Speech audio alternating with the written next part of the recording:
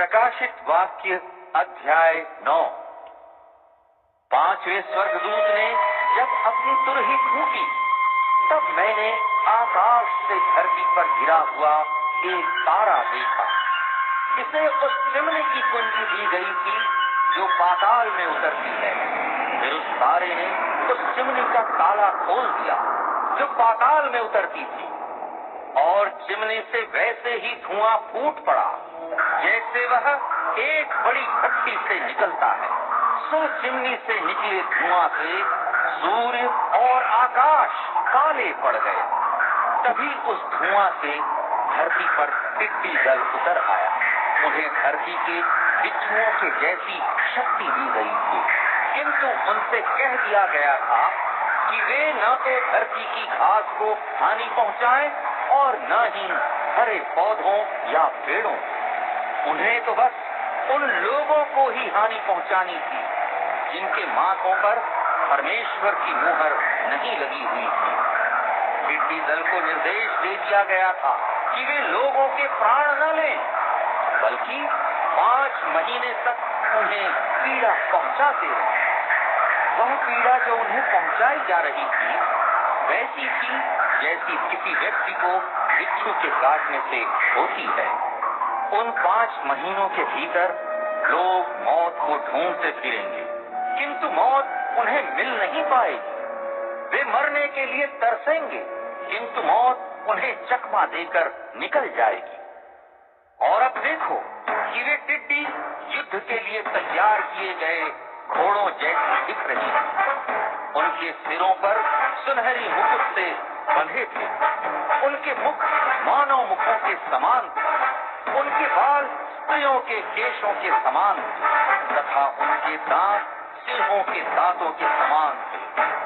उनके सीने ऐसे थे जैसे लोहे के कवच। उनके पंखों की ध्वनि युद्ध में जाते हुए असंख्य अश्वरथों से पैदा हुए शब्द के समान। उनकी पूंछों के बाल ऐसे थे जैसे बिच्छू के डंक हों, तथा उनमें लोगों को 5 महीने तक क्षति पहुंचाने की शक्ति। पाताल के अधिकारी दूत को उन्होंने अपने राजा के रूप में लिया हुआ था। इब्रानी भाषा में उनका नाम है अब्दोन, और यूनानी भाषा में वह अपुल्योन अर्थात विनाश करने वाला कहलाता है। पहली महान विपत्ति तो बीत चुकी है, किंतु इसके बाद अभी 2 बड़ी विपत्तियां आने वाली हैं। फिर छठे स्वर्गदूत ने जैसे ही अपनी तुरही फूंकी, वैसे ही मैंने परमेश्वर के सामने एक सुनहरी वेदी देखी। उसके 4 सींगों से आती हुई एक ध्वनि सुनी। तुरही लिए हुए उस छठे स्वर्गदूत से उस आवाज ने कहा, उन 4 स्वर्गदूतों को मुक्त कर दो जो फरात महानदी के पास बंधे पड़े हैं। सो 4 स्वर्गदूत मुक्त कर दिए गए। वे उसी घड़ी, उसी दिन, उसी महीने और उसी वर्ष के लिए तैयार रखे गए थे, ताकि वे 1/3 मानव जाति को मार डालें। उनकी पूरी संख्या कितनी थी यह मैंने सुना। घुड़सवार सैनिकों की संख्या 20 करोड़ थी। उस मेरे दिव्य दर्शन में वे घोड़े और उनके सवार मुझे इस प्रकार दिखाई दिए।